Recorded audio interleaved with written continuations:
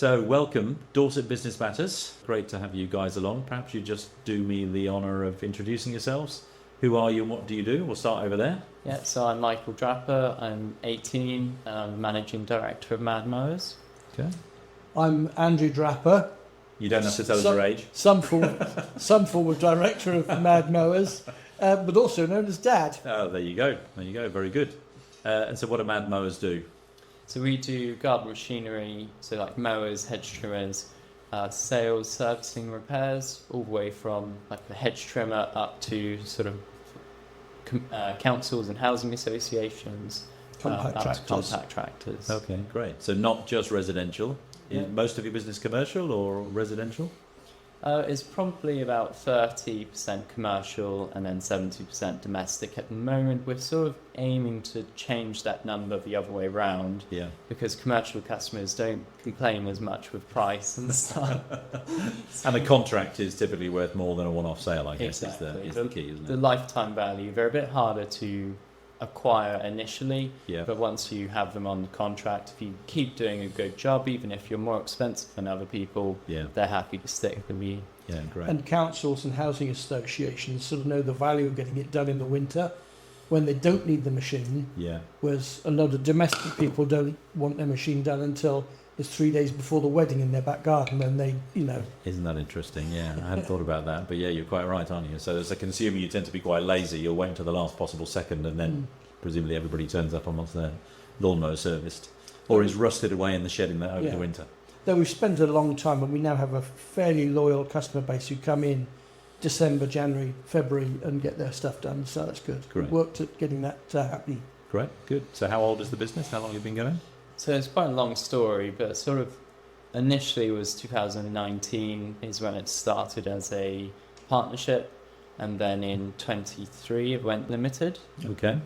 And before that, it was sort of like a homeschooling project for one of my brothers. And Great. So it's jumped to know actually when it started, because we've just done stuff in the back garden. Okay. Got broken mowers and mended them as a Right. sort of school project to get some practical engineering stuff in the curriculum, and it grew until eventually we're a limited company. I love it. That's a great story. People often say, I was listening to one of your podcasts earlier, we did research and we planned this. Well, no, we just You just grew. did. Yeah, we didn't know where to say stop. Interesting. So you've gone from, I'm paraphrasing, you've gone from a garden shed to Yes. whereabouts are you located now? so we're on Warden Hill, which is halfway between Yeovil and Dorchester. Okay. And we've gone from a garden shed back in 24 Yeah. to a 7,000 square foot unit now. Wow. And we now have 2 units, one for the workshop and one for the showroom and storage. Amazing. So massive change in just a couple of years. A huge change in a couple of years, huge change in cost overheads and people and everything else. So how many people working in the business? So we have 2 full-time now. We just had one leave recently, but we're looking to replace them quite soon. Yeah. And then there are technically 4 directors, but there's only 3 that work in their Okay. sort of main. So 5-ish full time on Yes. the business. Yeah. Okay, great. And why lawnmowers? Did that just fall out of something that you decided was a great school project, or was there Part do you of have it an was. affinity and a love for mowers? Is that it? No, but you can mend a lawnmower with a small toolbox and without qualifications and without corgi regulation or without an electrician certificate. Yeah. Good point. Yeah. So that's where we started, and there was another mower company that was closing down. He was doing very well, but he wanted to go off and do housing development instead, Right. Flipping houses. And we thought, well, there's an opportunity there, so we stepped in, and without any particular purpose or plan, it grew. Very good. Often the best ones. So you're incredibly young for a managing director. Yes. So when it sort of first started, was I 11? 9. 9. And it was sort of like a homeschooling project still. Got it. And then before we went up to the unit, I was sort of the main person sort of taking charge and making the decisions. Okay. Because I think that was because I was the one that would be wanting to take it further, whereas I think Andrew, he's not the youngest chap, and I'm not sure he particularly would want to work in mowers, trying to take it as far as we have. If I wasn't there, and Mark isn't very good at reading and writing, etc., and so I sort of you've fell taken into the mantle. that position. Yeah. Yeah, very good, very good. And how has it been? How have you found it in the last couple of years in terms of, I guess, growing in terms of knowledge and learning and so on? Yeah, so it's definitely been a massive learning curve. Mm-hmm. It was very stressful at the sort of start whenever I'd phone suppliers, and if anybody phoned up if we were a bit behind on payments or anything. Yeah. It was very scary. Yeah. But now when I'm on the phone to them, I can talk, whilst I'm doing the calculations, I can talk about how their Christmas was and stuff. And Yeah. so Very it's good. been a massive learning curve. I think it's also prepared me very well with managing stress for everything that's happened with my wife through this time as well. Yeah. Very good. So the learnings are always key, aren't they? So if you want to grow as a business, you've got to grow as an individual, which is key. So just tell me a little bit about the system you're using to manage the business, because I find that quite unusual and interesting. So just talk me through that. Yeah, so it's quite an interesting one. We spent a long time trying different softwares, trying to find something that would work for our business. We tried mobile phone repair ones, we tried car repair softwares, and nothing really ticked the box for us.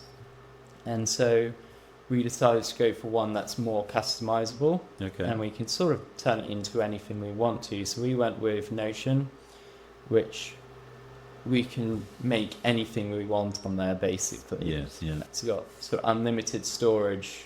You just pay per user, and so it's meant it's not limited our company in terms of we've grown too much, we can't afford the software anymore. So you're using that for booking product in, so invoicing out. Not invoicing. Yes. So everything from tracking the lead, the job, all the way from the beginning to the end. And we now also have it so the customers can view in as well through their own portal. Very good. So they can track the job all the way through as well. So they can always be informed going through. But it's been quite a lot of design. It does take a while to build, but now it's built, it alerts us every time a job's been lingering for over 7 days. It sort of sets alarms off if it's been in for 14 days. Quite right. You need some accountability, don't you? Might as well be to software. Exactly. So to start with, we just basically track jobs and parts and customers. But we've built home pages for the administration side of it, home pages for other ones, and it will actually bring up alerts now. That job's been in a waiting part 7 days. Right. What's happened to the part? So we can contact the supplier and say what's happening with that part, or we can contact the customer saying we asked you, do you want this repaired 7 days ago or 5 days ago? What are your thoughts on this? And instead of things getting lost now, we can keep on top of things. Great idea. Yeah. Accountability again. Because most places just have a tag on the mower with the customer's name and phone number on it. Yeah, good. So through talking with customers, mainly commercial ones as well, the main things that they don't like with our competitors is time and being invoiced for things that they haven't done. So I think having this software that we can keep on track and view everything, because we're not in the workshop anymore. I haven't touched the spanner for a long time. Of course. Andrew. So just being able to just check up every day and see where everything is. Great. That's been sat there for too long.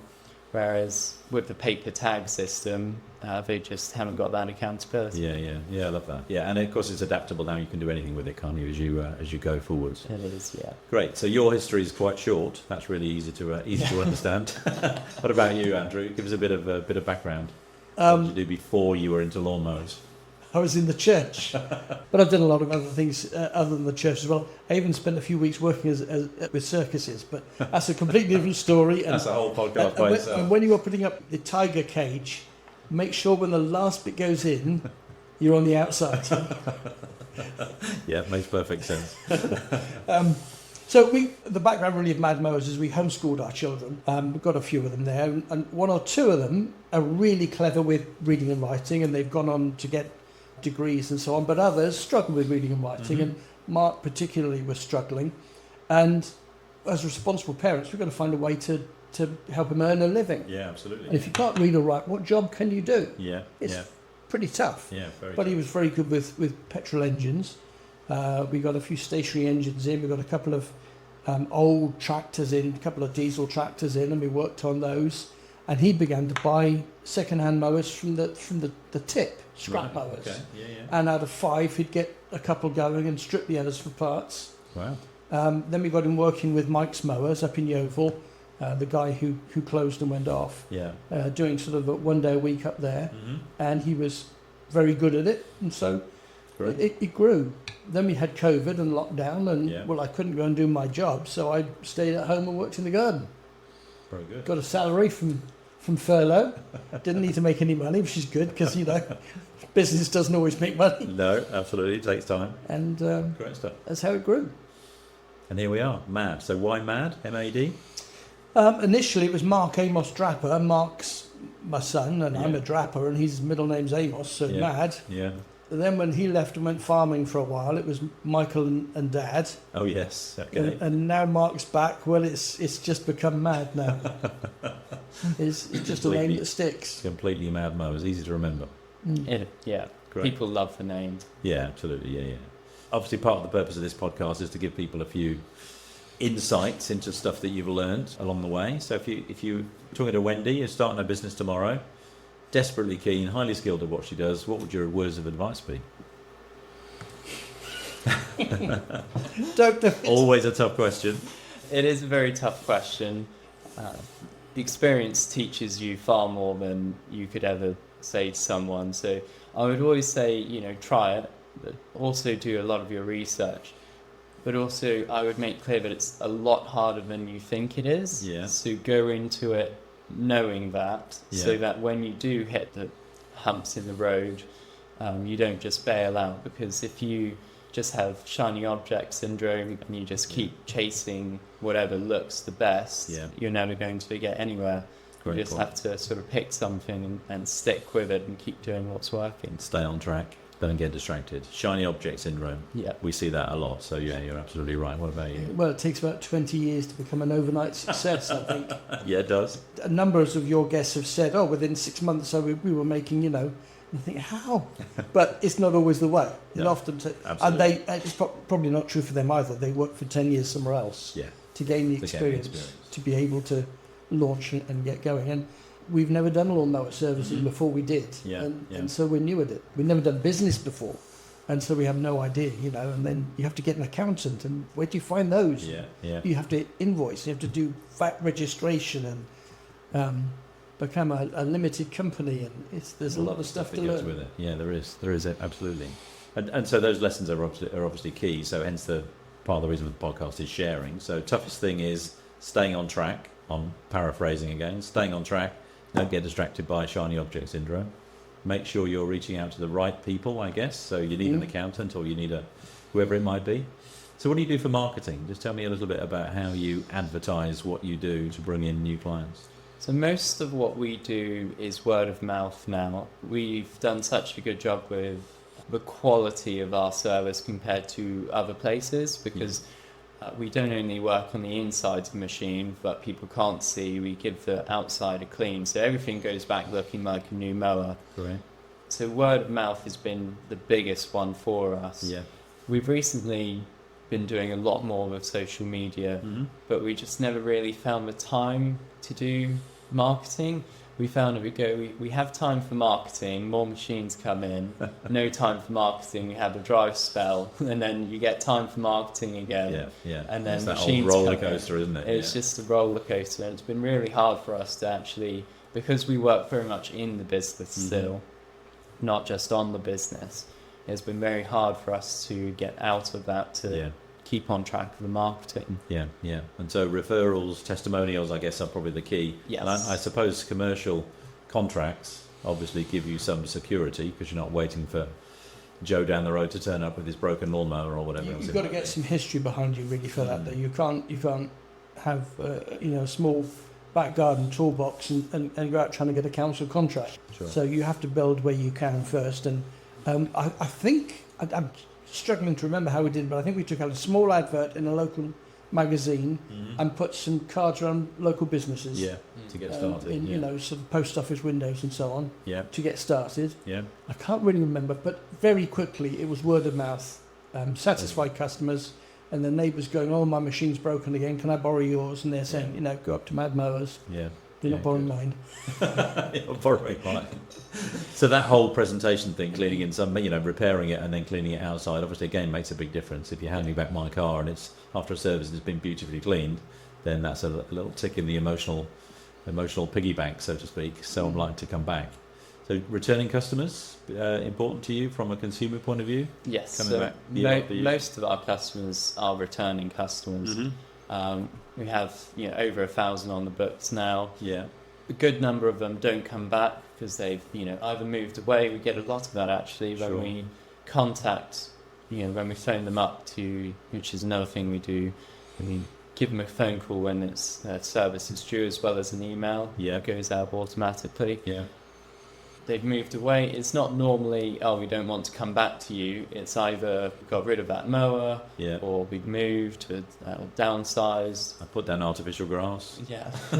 or whatever else it might be. We've got about 2 of those. But with a robot mower, you don't need artificial grass now. Yeah, I was going to ask about the robot mowers It's because just I've al- seen some of your social media It's posts just about always mown, you know. that. Yeah. So the big piece of grass and then this black cloth over Yes. some super duper piece of hardware, which I definitely want one of.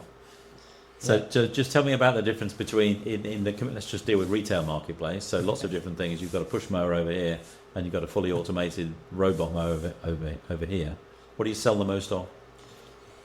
So that last year it was kind of 50-50 between mowers and robots, actually, between the sort of push ones. Yeah, We find there's almost no petrol nowadays. It's almost all battery. So Okay. that's a massive shift in the market. yeah. It is, And isn't so some of our competitors they're also Crest dealers or battery machine dealers. it? Yeah, And they've left them in the boxes still at the moment, and will sell if somebody asks them for it, but they don't display it. And Yeah, that's yeah. sort of saying it's because we don't want to sell us out of business by selling stuff that doesn't need as much servicing. yeah. But our point of view is if we don't sell it, someone online will. Sure.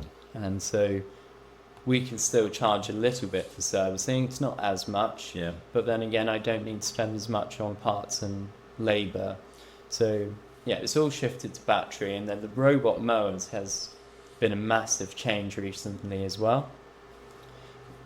When they went away from the boundary wires, because they used to have cables that went around them, and That's right. Yeah, around the edge of the garden. people yeah. didn't really like that idea. It bounced around the lawn, didn't really give. And I've got give a it dog much who keeps stride. falling over the wire. Yeah, exactly. So that's all done away with now. So That's all done away with. So it all does it with GPS and RTK now, and AI cameras on the new ones Right. that you saw with the cloth over, which means we can be out of signal for 20 minutes.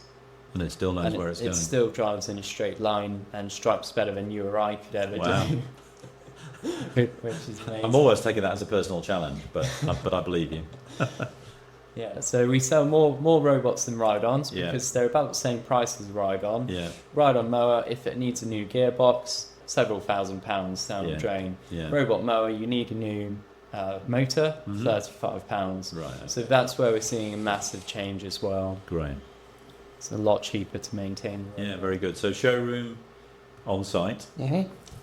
How much have you got in the showroom? What sort of equipment? Have you got everything on display in the showroom? And has that made a difference? The ability to have somebody walk in and make a choice rather than going online or somewhere else, or indeed on your own online store. Does that physical? When we moved in there 2 years ago, we had one strimmer. Okay. That was our entire stock. Okay. And it was difficult to sell a ride-on mower or a walk-behind mower Yeah. by saying, here's a strimmer and we can do a ride-on mower if you want. Okay. We sold 5 or 6, I think, out of catalogue ride-on mowers Yeah. Yeah. back before we had the showroom, just from a garden shed. And they'd arrive, we put them together, put them in the van and drop them off. Yeah. But it is definitely easier when you can bring someone in, sit them on the ride-on, Yeah. Yeah. and even take them out to the car park, say drive round on this and, Right. and try it. Or we can, one of the things we do when people come in now, we put up on a screen, small garden, medium garden, big garden. We say, look, Which are you? what are you mowing? Yeah. Yeah. Yeah. How okay. can we best help you with that? And then from that we can take them over and say, well, look, you probably don't want these ones here. They're too big for you. They're lovely machines, but you don't need those. Yeah. So these would probably suit your needs. Yeah. And we try to not sell them what we make the most profit from. We want to meet their needs the best for their budget and their needs, And the and size of the space. Yeah. and to satisfy them, so that they tell other people that they get a good deal from us. Great. But in the same way, we found with the bigger showroom compared to just catalogues, when people have, 10 different strimmers, it's very hard for them to choose which one they want. Yeah, true. So something I try and do is, when they're looking at strimmers, they can have 2 off the shelf at a time. Yeah. If they want to look at a third one, they have to choose which one to put back on. Yeah, back to on the shelf. try to keep it down to a reasonable number. Yeah, I like that. Because otherwise we're just finding people say, well, I'll think about it, because they just don't know which one to choose. Yeah, 'cause too it's much choice. too Yeah, much that's a bit like choice. when you're looking online, isn't it? Often there'll be 15 of them. Well, which one? That's a CS43K and that's a CS44K. What is the difference between the two? It's a bit of a nuisance, isn't it? So having somebody explain that is really, really good. Okay, so in your facility, you've got a big showroom, you've got a storage area, I guess, for in and out, and then a workshop. Anything you won't work on? Beginning to get to the point where the sort of B&Q special, Yeah. we're beginning to say, look, instead of us spending a lot of time and quite a bit of money on repairing this, Yeah. and it probably not being satisfactory, for less I can give you this new one, and probably save you time and money, and it has a warranty with it. For a trade-in. So Yeah, great option. we are beginning to lean people away from spending a lot of money on a cheap Yeah. or old machine that's not Okay. going to. Yeah. No, when we started, we'd take anything. Yeah, We'll work on anything. Yeah. We'll fix it. We'll buff it up. But eventually, get to the point of saying, "Look, So trade-ins are a Yeah. good strategy generally from a marketing point of view. What else works from a marketing point of view? You're doing servicing plans and those kind of things? Yeah, we do have service plans. Emails are amazing for us. Yeah.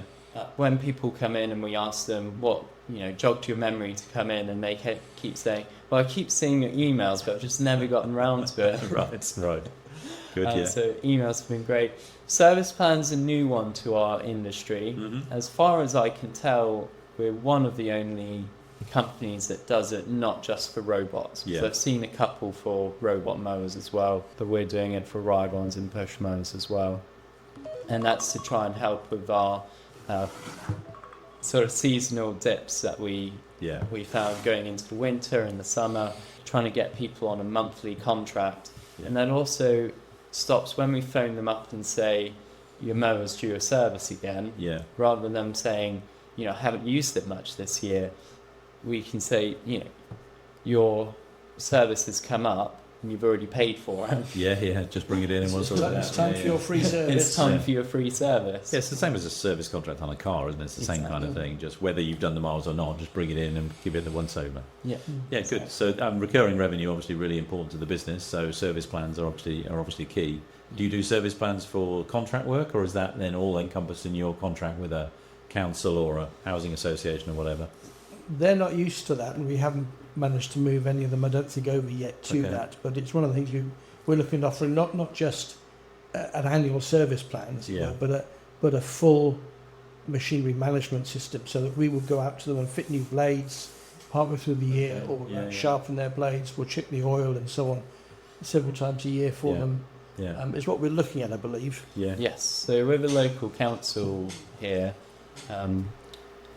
they spent a lot of money on parts that could have easily been not needed to be replaced if they had just greased the machine when they needed to. So that kind of ongoing maintenance. So we could have saved them a lot of money if they were on a maintenance plan with us. We're looking at fleet management, where we would come out every week.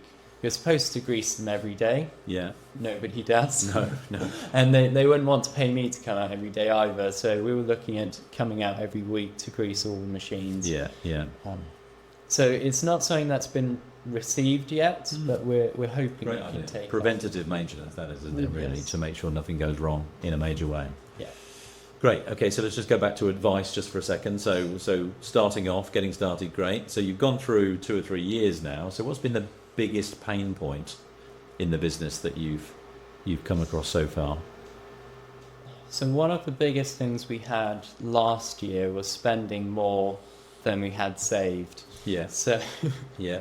we knew I it guess was, you're seasonal, aren't you? So yes, we are. So yeah. we knew we were seasonal, but we hadn't yet had a seasonal where we were quiet in the summer, because it's normally the winter we're quiet, summertime we're busy. Yeah, yeah. But last year it was just too dry for any grass to grow. Now, right now, nobody's going to believe that it was too dry last year because it's been so wet this year so far. It's almost I know, impossible to yeah. believe. But you're right. Yes, we had months, didn't we? Well, the mild Dry winter's weather. also been a challenge because no one mowed in the summer. Mhm. So they hadn't used their machines, so they didn't bring them in. They didn't break their machines either. Yeah. But then came the autumn and the winter, and people were using them through the autumn and winter, Right. not bringing them in for a Yeah, service. of course. Yeah, yeah. I mean, even had someone say on Boxing Day, "Oh, I was out mowing with it on Boxing Day," and you think Christmas Day, Wow. you're mowing then.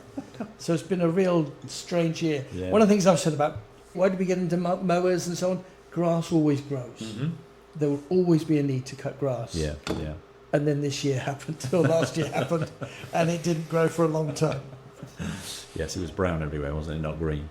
Okay. Yes, So so- seasonality, a lot of businesses suffer from that. Yeah, So I think what you're saying is what you need is a buffer big enough to make sure Yes. that you don't hit the yeah, a good buffer tank to Yeah. make sure that you don't overspend. Trying to expand. I think that was a big thing. I think last year I was a bit distracted as well in terms of business, yeah. and then shiny object syndrome. He got as well. married. He got Yeah. married. Love and Bound marriage. to yeah. distract you. Yeah, yeah. And so we just kept looking at expanding, and then we had the dry time, Yeah, yeah. and all of our 30-day accounts that we were paying off with more money coming in, Yeah. all of a sudden, all the money coming in dried up, and all those 30-day accounts Yeah, came yeah. due. Yeah. And so that was one of the biggest mistakes last year. And you talked about pressure. That's a pressure point, isn't it? Certainly when the first time you come across it, and Yes. obviously you don't want to come across that again. So this year's strategy is build the buffer Exactly. to make sure it's not Yeah, quiet. we've pulled back from buying stuff on 30-day accounts where we can. So they're very persuasive. They come in and say, Yeah. look, have a credit account. All you got to do is just order stuff, and when they pay for it, pay us off and so on. That's very good. But then salaries come along and bills come along, and Yeah. 30 days come, and you think, hey, where's the money? Yeah, yeah, yeah. So cash flow forecasting. Cash flow. Again. Are you Yeah. managing cash flow in Notion? At the moment, it's kind of half in Notion. It's not fully built yet. We Yeah. are working on another system in there that will track it better. Yeah. So it's all on a calendar. At the moment, we just have this is what our monthly expenses are. Yeah. This is what we want it to be as well. Okay. But it doesn't tell us what date each thing goes out. Yeah, yeah. So it's kind of half on there. Okay. But building out for the rest of the year, so you've got visibility of that. Yes. Yes. Foresight is what you need in terms of cash, isn't it? We know that in 3 weeks' time we need some more cash from somewhere. What can we sell in the meantime in order to make sure we don't hit that hole? Yeah, exactly. Very good. Okay, so shiny object syndrome, cash flow. What about? I was going to ask about staffing, but you didn't reveal how many drappers there are in the business. Oh, sorry, drappers in total. Drappers in total is, I think there's about 13 13. around. There's 11 children, 2 of us. Yeah. But in the business, there have been about 6, Okay, at various times. maybe 7. Yeah, depending on what's going on. But, And so recruitment, staffing, people issues. So if you've listened to any of the previous podcasts, a lot of people talk about people challenges in the business. So we've been very blessed actually with staffing that whenever we've needed someone, they've sort of just come, been there and sort of come along. You've been lucky, yeah. Yeah, so very good. we've never had to advertise for staff. So that will be a big learning curve as well, I think, when we Yes. start doing that. As you expect, yeah, yeah.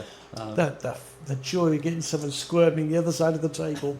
No, we've grown one of our technicians, and we got another one in from a farming background. Yeah, And so being from a farming background, working 8 till 5, you see, well, why aren't we working more? And he's got a great work attitude, and so we've not got a problem with that. He used So really to good start point. work at 5 and finish at 2 in the morning. yeah, so exactly. Yeah, it's I an think easy that was day. a normal day. Yeah, Incredible. So what's get the? people from a farming background, Yeah, absolutely. Well, we're in the right place for that, aren't we? So what's next? What's the big thing for 2026? We're mainly, our main goal at the moment that Andrew and I are working on in our free time is so that we can sort of move out of working in the business. Yeah. Because when we're in the business, if one of us gets sick or anything happens, it all grounds to a halt. Yeah. Grinds to a halt. Yeah, Sorry. absolutely. And so we're working on writing everything, all the procedures A down, process is right. and Correct. making everything more simple. Yeah. So with Notion, because of how open it is for us to build anything on there, Yeah. it can sort of look a bit complicated and a bit daunting. Yeah. So there's another application that works, same one we use for our customer portal, that works with our software, where we can change how it looks for different staff. Okay. And so we've been making it for reception, someone doing that job in admin, Yeah. they can't edit things that they would mess up, and there's like 3 buttons Okay. for them. So So it's allowing you to build your standard operating procedures for everything, and then customize it according to who's looking at it. yes, Yeah, and the processes are key, aren't they? So if you're away, as you say, or if you're sick or whatever else, yeah, the And- processes still need to be And I'm looking applied. at writing down the job descriptions, sort of key roles, and then filling those out to Great. greater information on there, so that anybody who has to step in can Can do that. see what they were supposed to do and Very good. where the information is to do it. Fascinating. So 2026 is going to be a big year then. yeah. We're going to be making sure we've accumulated enough cash to get through the quiet period. We've got the launch of the robot mower. I'm really looking forward to that. Yeah. When are we going to see one finally, the new one? Well, I'm going to see one on the 19th of February, Okay. but I'm not sure when you'll see one, I'm afraid. You'll have to bring him with you next time you So, come into the office. That's not when it arrives to us. Yeah. We're going on a training day for Oh, okay, great. and then hopefully not too long after that. I've seen they've added it to their website, but we can't order it yet. So Right. Very hopefully that will come out soon. good. Very good. Big news. And more council contracts or large Working on repair it. contracts, yeah? Dorset Rangers, we're here. Very good. Yeah. Very good. Fascinating. Been great to chat to you. Thanks for coming along Well, and I think educating us. another thing you've not asked us, Mhm. you were talking about lessons we've learned. I think Mm. one of the mistakes we made was we didn't get a business coach early enough. There you Not go. wanting to blow your trumpet, but we don't know what we're doing in business. We're struggling along. We've got no one there to apply a boot where it needs to be, Right. and it's easy to just do what's next. And sometimes we need someone to come in from outside with a bit more experience Yeah. and be able to say, look, stop doing that, because that's just stuff. You need to do this and this as well. Yeah. And so I would say to anybody who's looking at getting into business, Mhm. who's going to be your mentor, who's going to be your coach, who's going to come in and apply a boot where it needs to be when it needs to be applied. And ask those difficult questions. Yeah, What a great point. Thank you. very good. Thank you, Andrew. And- Perfect. I'll take the lead. Yes, I was going to say, here's the fiver. Five. Terrific. Thanks for coming along. It's been a pleasure. Thank you. And we'll have you back in a year or so to do Dorset Business Matters all over again. Fantastic. Thank you. Great Thank stuff. you. Thank you. Well done. Yep.